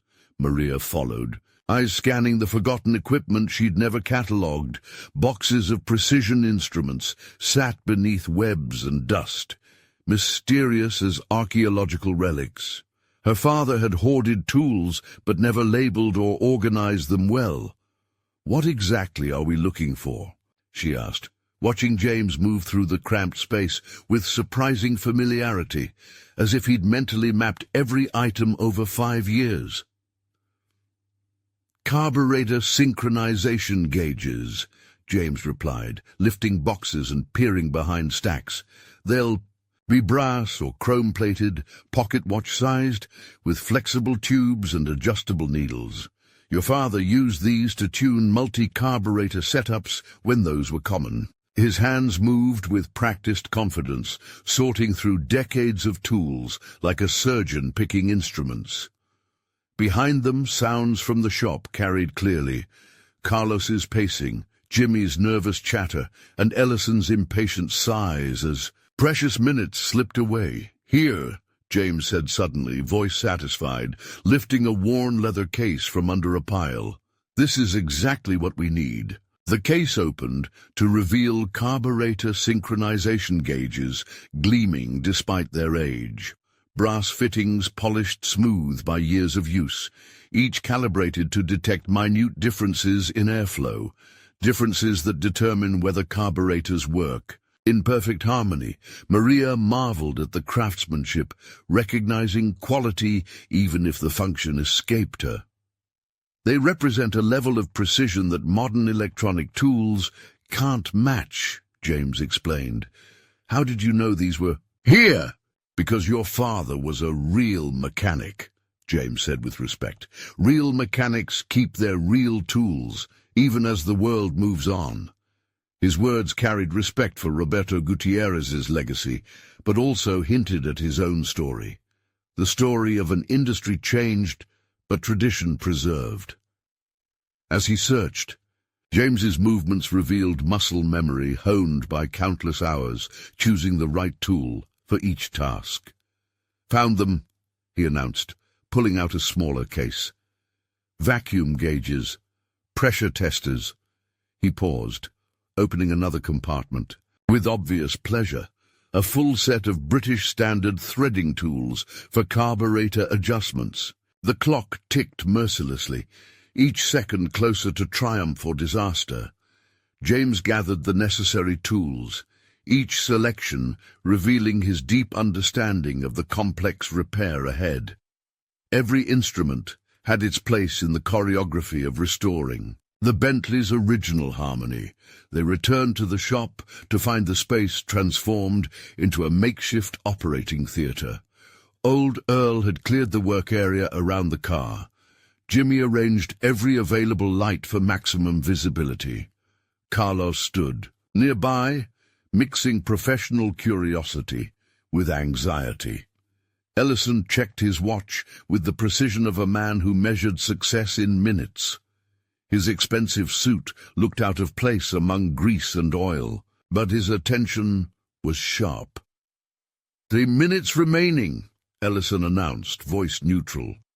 James laid out his tools with the methodical care of a surgeon prepping for a delicate operation. Each instrument found its place like pieces in a grand puzzle. The gauges gleamed under the shop lights, brass fittings catching reflections like tiny suns. "Jimmy," James said, his tone authoritative, "I need you to start the engine and keep it steady at exactly 120 RPM while I hook up the gauges." The apprentice moved to the driver's seat, hands trembling slightly as he adjusted the throttle. The Bentley's engine responded with its signature smoothness, though the irregular rhythm remained audible to trained ears. James connected the synchronization gauges to the carburetor air intakes with practiced skill, confidence born of experience. Each gauge displayed readings, telling the story of the engine's condition through precise numbers. "Just as I thought," James murmured, eyes studying the dials. "The rear carburetor is running 15% rich. The front one is almost 20% lean. No wonder the engine stutters on acceleration." Carlos watched, fascinated by techniques outside his modern training. Electronic diagnostics worked for today's cars, but these mechanical tools revealed subtleties computers missed. "How can you tell all that just from these gauges?" Jimmy asked from the driver's seat, voice curious.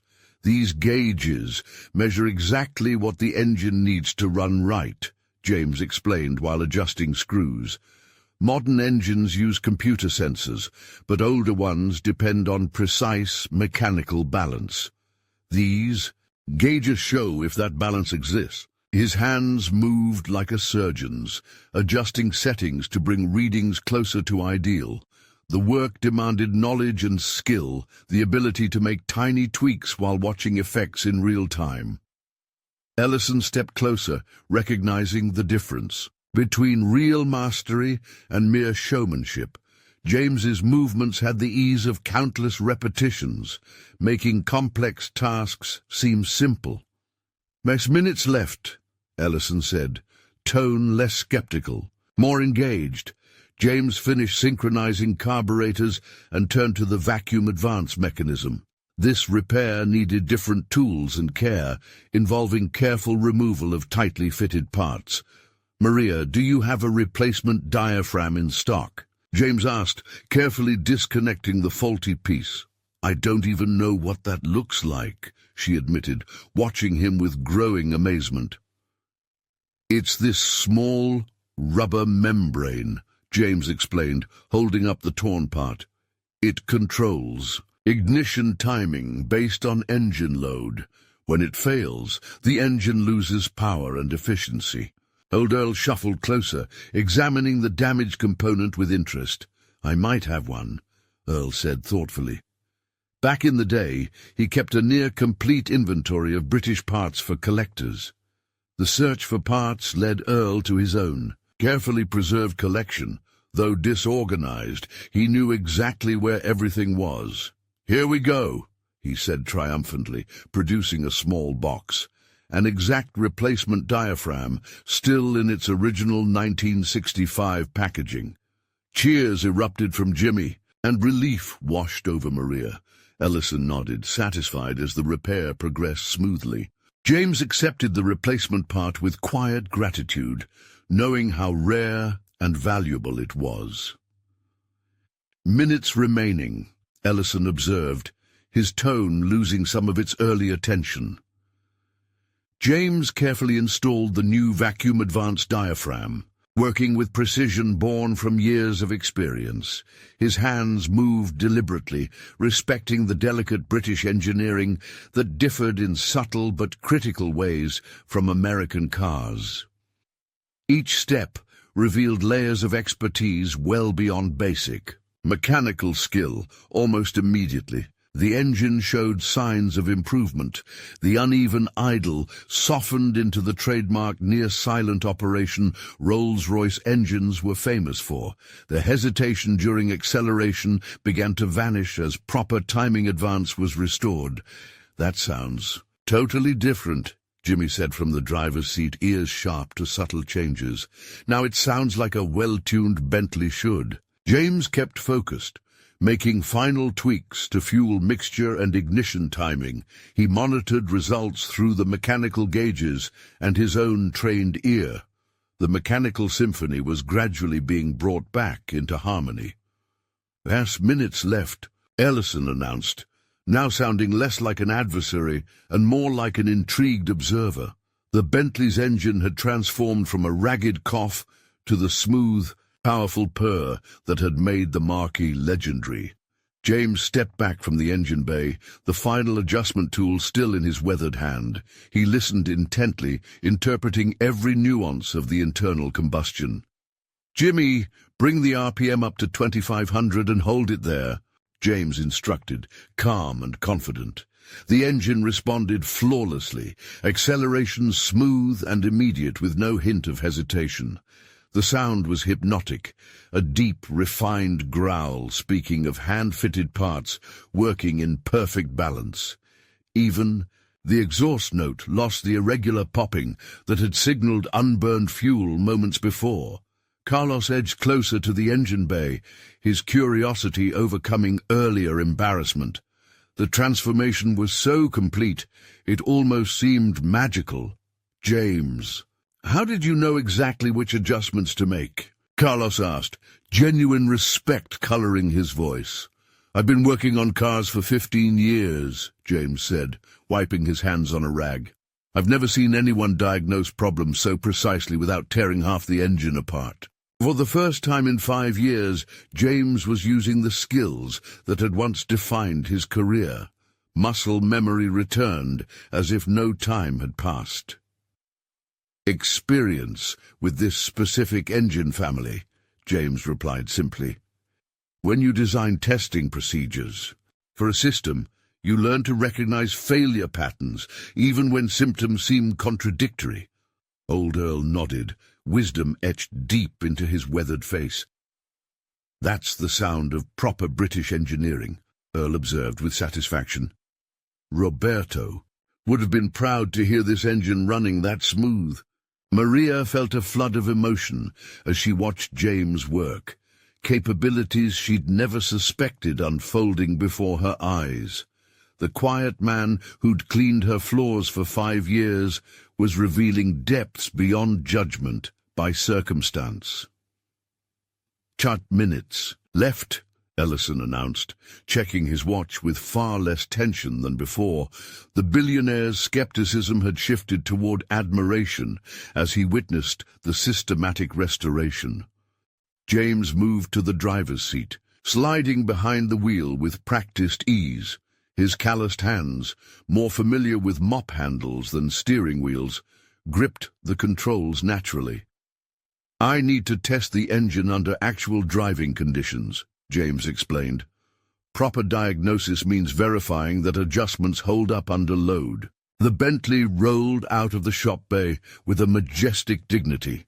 Its massive presence dominated even the modest, industrial surroundings of Burfield.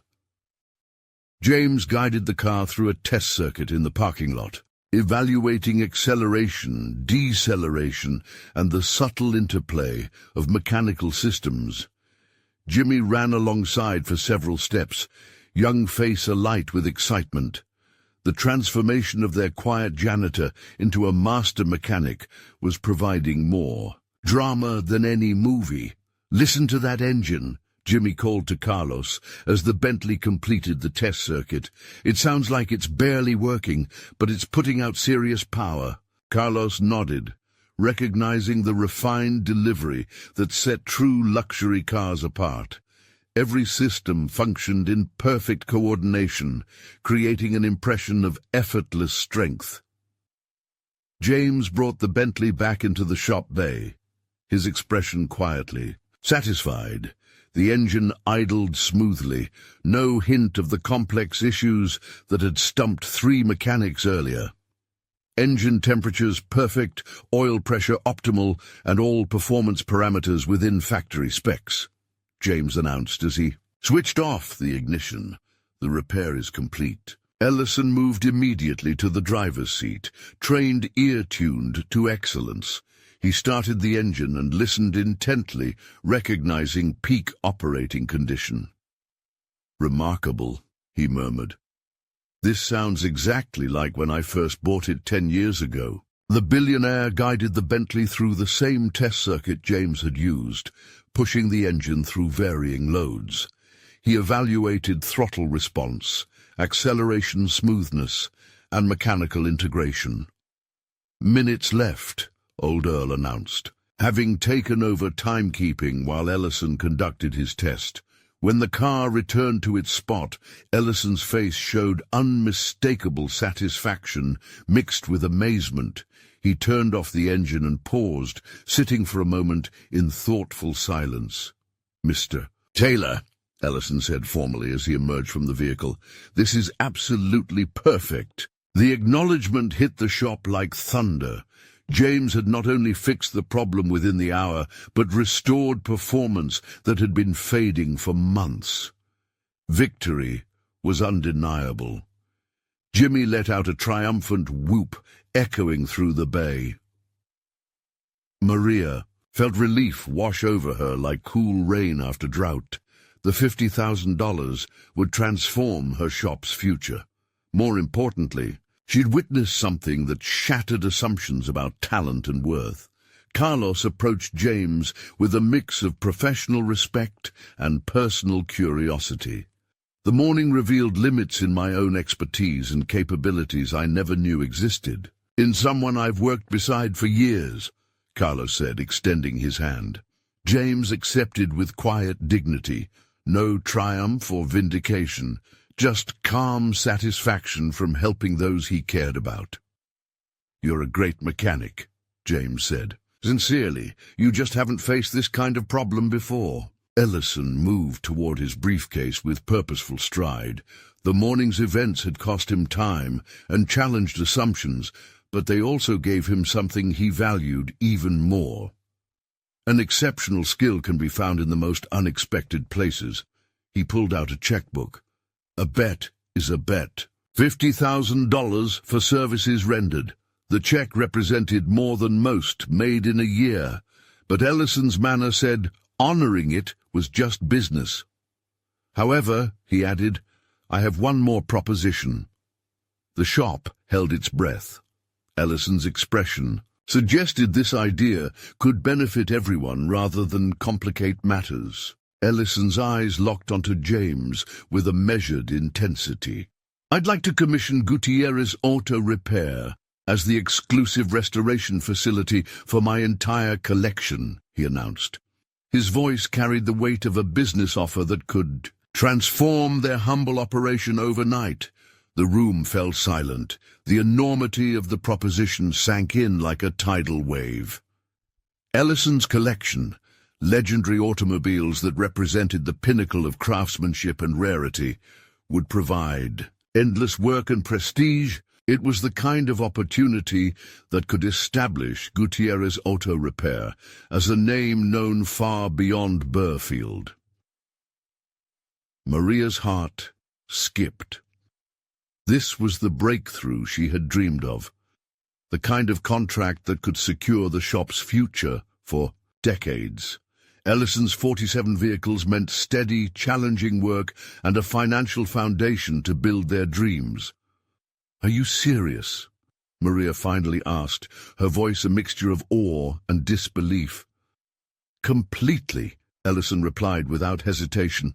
"I need experts like James, and you need prestigious projects to grow your reputation. This would be a partnership benefiting everyone involved, and importantly, James could stay right here with the people who value him." James exchanged looks between Ellison and Maria. The proposal offered the best of both worlds, challenging, meaningful work on some of the rarest machines on Earth, while maintaining the relationships and independence he cherished. "We'd need time to build proper facilities," James said thoughtfully. His engineer's mind was already calculating the requirements for handling vehicles worth millions. "I'm prepared to advance working capital against future services," Ellison said smoothly. "Consider it an investment in building your restoration facility." The morning that had begun with a stubborn engine problem was ending with the foundation of a business destined for greatness. James's hidden skills were now known, Maria's vision validated, and Ellison's need met in an unexpected way. As the group shook hands, the Rolls-Royce gleamed in the background, no longer a symbol of crisis, but of transformation. The janitor had become a partner. The modest shop was the seed for something magnificent. Hall had learned a vital lesson. Judging others by their current roles could be the greatest mistake of all. In Burfield, Oklahoma, on a Tuesday morning no one would forget, ordinary people discovered extraordinary possibilities hidden in plain sight, waiting for the right moment to shine. Ellison cleared his throat. "Before we finalize everything, I want to acknowledge James's courage and professionalism today." James met Ellison's gaze evenly. "Thank you. I appreciate the trust." Maria stepped forward, pride shining in her eyes. "We'll make sure this partnership sets a new standard for classic car restoration." Jimmy and Carlos exchanged smiles, knowing this was only the beginning of a new chapter. As the clock ticked past 30 minutes, the atmosphere was charged with excitement, hope, and a shared sense of purpose. Ellison's eyes locked onto James with a measured intensity. "I'd like to commission Gutierrez Auto Repair as the exclusive restoration facility for my entire collection," he announced. His voice carried the weight of a business offer that could transform their humble operation overnight. The room fell silent. The enormity of the proposition sank in like a tidal wave. Ellison's collection, legendary automobiles that represented the pinnacle of craftsmanship and rarity, would provide endless work and prestige. It was the kind of opportunity that could establish Gutierrez Auto Repair as a name known far beyond Burfield. Maria's heart skipped. This was the breakthrough she had dreamed of, the kind of contract that could secure the shop's future for decades. Ellison's 47 vehicles meant steady, challenging work and a financial foundation to build their dreams. "Are you serious?" Maria finally asked, her voice a mixture of awe and disbelief.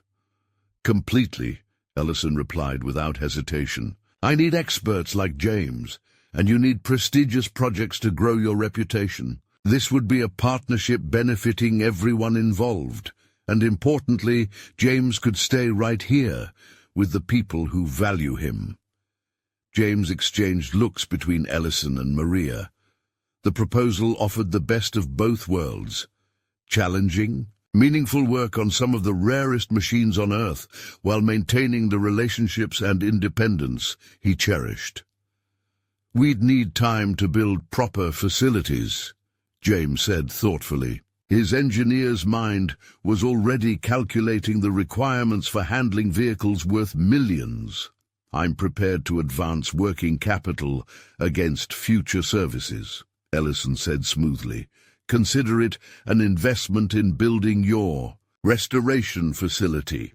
The morning that had begun with a stubborn engine problem was ending with the foundation of a business destined for greatness. James's hidden skills were now known, Maria's vision validated, and Ellison's need met in an unexpected way. As the group shook hands, the Rolls-Royce gleamed in the background, no longer a symbol of crisis, but of transformation. The janitor had become a partner. The modest shop was the seed for something magnificent. All had learned a vital lesson. Judging others by their current roles could be the greatest mistake of all. In Burfield, Oklahoma, on a Tuesday morning no one would forget, ordinary people discovered extraordinary possibilities hidden in plain sight, waiting for the right moment to shine. Ellison cleared his throat. "Before we finalize everything, I want to acknowledge James's courage and professionalism today." James met Ellison's gaze evenly. "Thank you. I appreciate the trust." Maria stepped forward, pride shining in her eyes. "We'll make sure this partnership sets a new standard for classic car restoration." Jimmy and Carlos exchanged smiles, knowing this was only the beginning of a new chapter.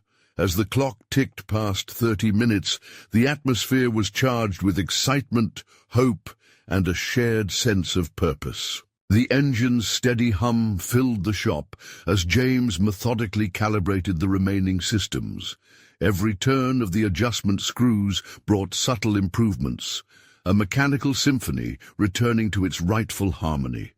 The once hesitant Rolls-Royce was gradually reclaiming its legendary grace. Maria stood nearby, her gaze fixed on the scene unfolding before her. She had never witnessed such precision, such dedication, especially from a man who had been invisible to so many. This was more than repair, it was resurrection. Jimmy, perched on a stool near the driver's seat, watched intently. "How do you know what to adjust next? How do you tell all that from these gauges?" James smiled, his weathered hands steady as they worked. "Experience," he said simply, "and respect for the machine. These gauges don't just give numbers, they tell stories. Stories of what the engine needs to run true." Carlos nodded. "Modern diagnostic tools can't capture this level of detail." The young apprentice's admiration deepened with every passing moment. He could feel the weight of legacy in this workshop, a bridge between past and future. Suddenly, Maria's voice cut through the quiet. "James, do you have the replacement diaphragm ready?" James glanced over his shoulder. "Yes, found it in Ralph's collection, still in original packaging. Lucky find." Old Ralph chuckled softly, proud of his careful hoarding. "You never know when these old parts might save the day." With deft hands, James fitted the diaphragm, ensuring every seal was perfect. The engine responded immediately, the uneven cough smoothing into a whisper-quiet idle. Ellison stepped closer, impressed. "It sounds perfect," Jimmy beamed. "It's like the car woke up." James wiped his hands on a rag, the satisfaction evident in his tired eyes. "We're close. Just need to fine-tune the fuel mixture now." The team watched as he adjusted the carburetor screws with surgeon-like precision, balancing air and fuel until the gauges aligned within factory specs. The transformation was nothing short of miraculous. Maria's heart swelled with pride and hope. This repair meant more than a fixed car. It meant survival for the shop, a renewed faith in hidden talents, and the possibility of a brighter future. Ellison checked his watch. "You've got 15 minutes left. How confident are you?" James met his gaze steadily. "Confident enough to win this bet." The shop held its breath, the ticking clock marking the closing act of an extraordinary morning. As James completed the final adjustments, the Rolls-Royce engine sang with renewed life, a testament to skill, perseverance, and the power of second chances.